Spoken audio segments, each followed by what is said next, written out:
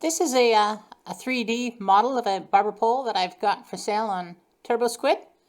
Now the key feature, or the key selling point of this barber pole, is that it has variable aging. And so it can just age and start to look old and decrepit and weathered. Now, the advantage of this is it'll fit just about any scene or game environment that you might be working with. In the newest form, age factor of 0, it looks like something it looks a little bit gamey, or maybe something you'd see in a product catalog.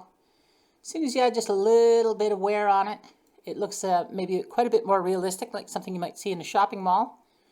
And you bring that wear up a bit more, and it looks like something you might see outside on a storefront, a small town, lots of sun weathering on it. And if you age it all the way, it'll look a bit more like something you might see in a post-apocalyptic scene, particularly if you turn off the light.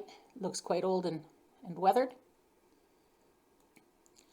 Now all the best features are available right in the shaders panel, so you could be in the layout area instead of over in shaders and be working on your design. And just come over here to see that there's the bracket right there. That's the metal part, and you can make that nice and new and shiny and stuff like that, or age it up so it kind of looks old and decrepit. We'll just zoom in and look at some of the detail on that while we're here, because there's actually mounting screws, if you can imagine, and they'll look nice and shiny when it's new. There's a little tube here for the electrical connection to the light and to the motor. And as I say, we could just bring up the age on that a little bit at a time. Maybe that's going to look quite realistic and a little bit tarnished, or we can go over the top and make it look rather old and decrepit. On the glass tube, let's look at the glass tube. Same thing, you can take the age off of that. Now that might not be really obvious. If we make the, can't just make the pole invisible because it's all one thing. But if we make the pole look nice and new, take the age factor to 0, now you can see that the glass is very, very new looking. We'll make the bracket look nice and new as well, and go back to this glass tube. And as we age the tube, it develops a little bit of grime to it, and it turns a little bit yellow. And the barber pole, of course, we can age that to any degree that we like. And back to the bracket, bring that around. And just to go into some of the detail here, if I look at the render view of this, if we get really close to the, you can see the brushed metal, it definitely gets a little bit more pitted as it ages. It gets a little smoother and a little smoother as you get newer.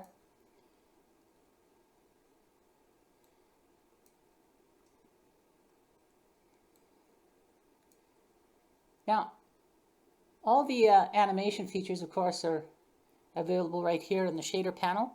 It's again what I call no moving parts animation. So the rotation, there's the rotation.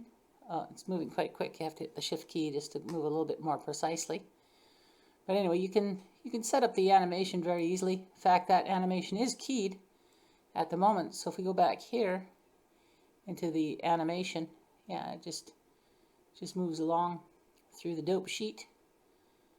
And that's how I created the animation for the start of this video. The brightness is variable as well. Now, I just want to note that a brightness of 0 is not the same as turning it off. See, that's what it looks like when it's off. When you set the brightness to 0, it doesn't quite look right, because the on and off button actually optimizes the rendering by turning off the subdivision or the subsurface scattering when it's emitting light, because you wouldn't be able to see it anyway, so it renders a little quicker that way. Speaking of how quick it renders, why don't we look at how many vertices are in here. If I turn on statistics, we'll turn off the subdivision for a moment, and you see even without subdivision, it's a reasonable asset perhaps for a gaming environment. Up here we'll turn on the statistics so we can see. So it's just shy of 3,000 vertices there, 2,857 faces. If you want to see what those look like, where most of the detailing comes in is for the caps, of course, and then for these darn screws that are in there, they take up quite a bit to be able to give them enough geometry that we could do something with them. Go back to material preview. Let's talk about the shaders a little bit. When you well, before we talk about the shaders, let's go ahead and just add a cube in here. Mesh cube, and we'll take that plane and make it go away, and we'll take this thing here and we'll move it over on X somewhere away from us. So if we just hit the G key, it's all set up to just stick to the outside of your building like that. It'll with face project, of course, if you know how to set that up. It's properly configured so that you can put it right on your building.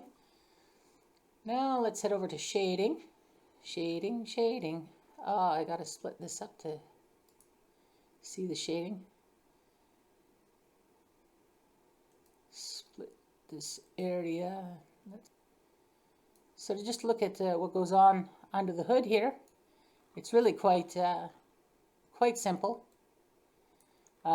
I just left you with the most general controls, you know, for the aging and the weathering. But if you want, you can pop in real quick. It's a very simple interface, just setting up two sets of colors for older and newer and the level of grime. But you can, well, let's say for instance, let's just go up a level and make it look a little bit newer. Age factor, we'll take the age factor down a little bit.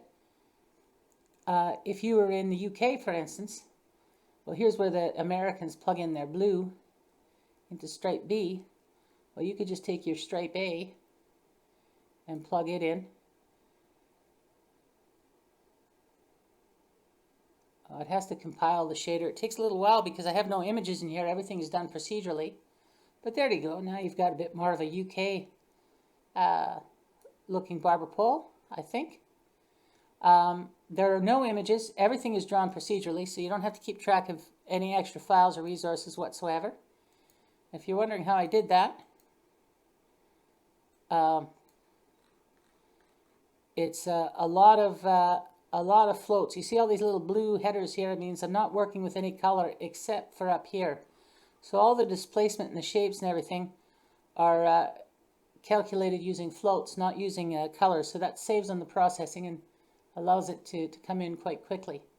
So right here we've got barber pole shading. Anyway, so this will be the texture for the weathering, I think. And this adds a little bit of fading from top to bottom for sun bleaching. And all the vectors are just calculated like this, just using floats, no colors, no color amps on the way through until absolutely necessary. Keep everything processing as quickly as possible. And so there you go. That's the barber pole, the variable age barber pole, variable weathering. It's available on Turbo Squid. I think it'll be about $5. And if there's anything you'd like to know about it, just leave a comment and I'll try to answer your questions. If you'd like to get under the hood and do a little bit more with the shader, I'd be willing to make a bit of an instructional video for that as well. Get it today on Turbo Squid. Link is in the description.